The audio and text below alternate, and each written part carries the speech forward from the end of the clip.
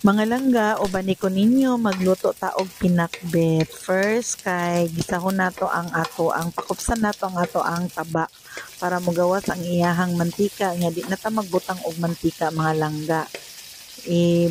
Pagawas lang jud nato na ang iyang taba and then set aside nato siya, ipadaplin lang, ibutang nato ang garlic ug bombay.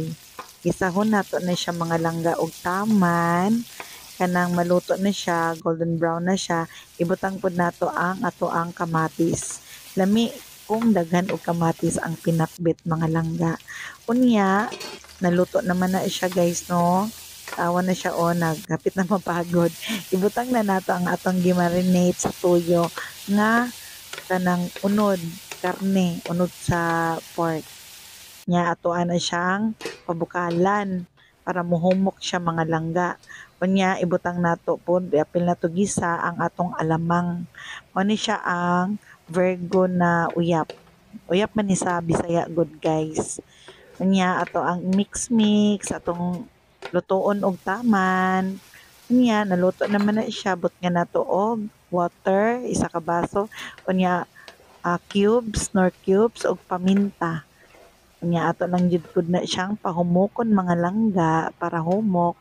Nagdungag day ko gamayng tubig ana para naay sabaw ang pinakbet. Ganahan kog naay sabaw na pinakbet.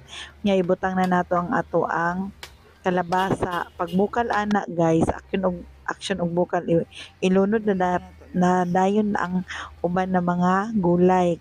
Batong, kanang talong ug okra. Nya takloban nato na siya guys.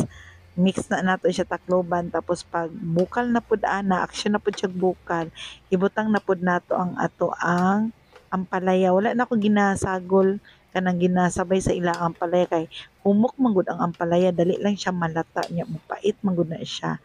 Takloban nato mga langga mo na siya ang time na ibutang na nato ang ampalaya ug ang atsal. Pag action og bukal ani mga langga kay luto na dayon nya luto na ang atong pinakbet. That's all mga una ta mga langga, lami na kaayo ni hurot ang isa ka bandihadong rice.